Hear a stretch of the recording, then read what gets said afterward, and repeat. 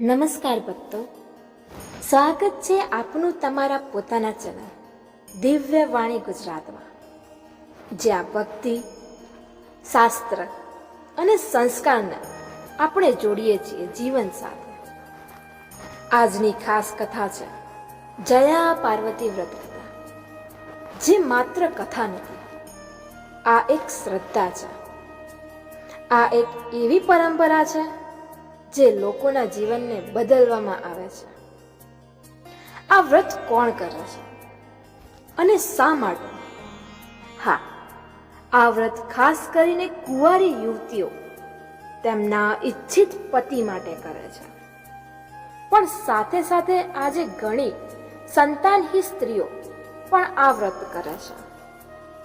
સંતાન પ્રાપ્તિ માટે તેવું માનવામાં આવે છે કે જેમ દેવ પાર્વતીએ ભગવાન શિવને પામવા માટે તપ કર્યું હતું, એ રીતે આ વ્રત પણ ઈશ્વર તરફની શ્રદ્ધા અને તપસ્યાનું પ્રતીક છે. આજની કથા શરૂ કરીએ. એક પવિત્ર નગરીમાં એક બ્રાહ્મણ દંપતી રહેતા હતા. ભગવાન શિવના ખૂબ જ ભક્ત હતા. રોજ ભક્તિ, પૂજા, યજ્ઞ અને જાપમાં સમય વિતાવતા. જીવનમાં બધું હતું, એકેય ચીજની ખોટ ન હતી. બસ એક જ દુઃખ હતું, જે સંતાનહીનતા.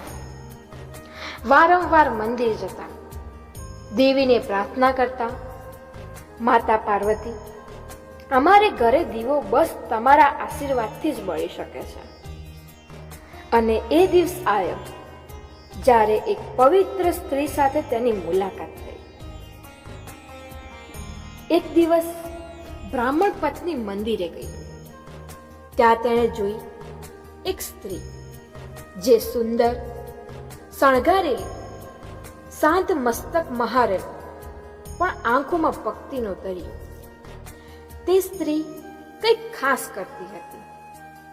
તેના પાસે ઘીનો દીવો, તુલસીના પાન, શિવ પાર્વતીની મૂર્તિ અને એક નાનું વટવૃક્ષ. તે બ્રાહ્મણની પત્ની આશ્ચર્યથી પૂછે છે, બહેન, તમે શું વ્રત કરો છો?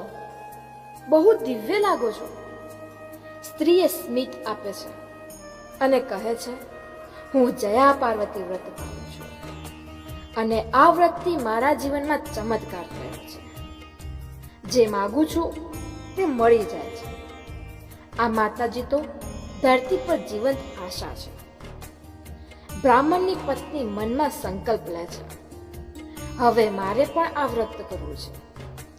માતા પાર્વતી કદી ખાલી હાથે પાછા મોકલતી નથી. એ પછી બ્રાહ્મણની પત્નીએ આષાઢ મહિનામાં શુક્લ પાંચમથી શરૂ કર્યું પવિત્ર વ્રત. નિયમિત પૂજા, જાપ, ઉપવાસ, પાણીથી પણ બચવું. દરરોજ શિવ પાર્વતીની મૂર્તિ પાસે દીવો અને તુલસી વ્રત ધરાવતી અને રોજ સાંજના સમયે આ ગાથા સાંભળીને વાંચતી. 5મો દિવસ આવ્યો. આખા દિવસ ભૂખ્યા રહેવાથી થાક પણ લાગી જતો.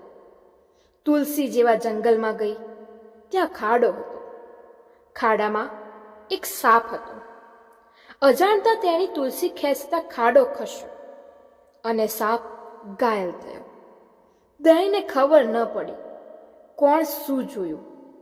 રાતે તેના સપનામાં સાપ દેખાય છે અને કહે છે, તમે મને ઘાયલ કર્યો છે, હું તમારું બધું જ નષ્ટ કરી દઈશ. તે દિવસથી પતિને તાવ આવવાનું શરૂ થયું. ઘરમાં દુઃખદ ઘટનાઓ, ભય, રાતે રડતા અવાજો, પૂજા કરતા મન ભટકે. બ્રાહ્મણની પત્નીએ દીવે દીવો લગાવેલો, આંખોમાં આંસુ, હૃદયમાં શ્રદ્ધા. કહે, માતા, મેં અંજાણે ભૂલ કરી, મને માફ કરો, મારા પતિનો જીવ બચાવો. એ રાતે દેવી પાર્વતી સપનામાં આવે છે અને કહે છે, તું સાચી ભાવનાથી વ્રત પાળ્યું છે, ક્ષમા માગી છે. હવે તું તુલસીનું નવા રોપણ કર અને સાપ માટે ભોજન અર્પણ કર. તેણીએ એ જ કર્યું. સવારે તુલસી વાવી, સાપ માટે દૂધ મૂક્યું, દયા, ભક્તિ અને ક્ષમાભાવથી કાર્ય કર્યું. પતિનો તાવ ઉતરી ગયો, ઘરમાં ફરી દીવો લાગ્યો, સુખ અને શાંતિ પાછું આવ્યું. બ્રાહ્મણની પત્ની માતા પાર્વતીને કણ કણમાં માનવા લાગી. એ પછી બ્રાહ્મણ પત્ની દરેક વર્ષ આ વ્રત રાખે છે અને અન્ય સ્ત્રીઓને પણ સમજાવે છે. જ્યાં પાર્વતી વ્રત એક માત્ર ઉપવાસ નથી, એ ભક્તિ, શ્રદ્ધા અને પવિત્ર જીવનની યાત્રા છે.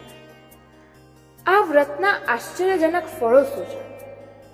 ઈચ્છિત પતિની પ્રાપ્તિ, સંતાન સુખ, ઘરગથ્થુ શાંતિ, ભય અને દુઃખોથી મુક્તિ, ઈશ્વર સાથે આત્માનો સંબંધ. વ્રત વિધિ. અષાઢ શુક્લા પાંચમથી 5 દિવસ આ વ્રત ચાલે છે. તેમાં શિવ પાર્વતીની પૂજા, તુલસી પત્ર અને દીવો રાખવામાં આવે છે. તેનું રોજ કથાનું વાંચન કરવામાં આવે છે, જ્યારે તેમાં તુલસીનું વાવણ કરવામાં આવે છે. 5 દિવસ પતી જાય છે ત્યારે તેને ઉજવીને ભોજન લેવામાં આવે છે. અંતિમ ભાવ સાથે કહેવામાં આવે છે, માતા પાર્વતી એ શ્રદ્ધાનું પ્રતીક છે.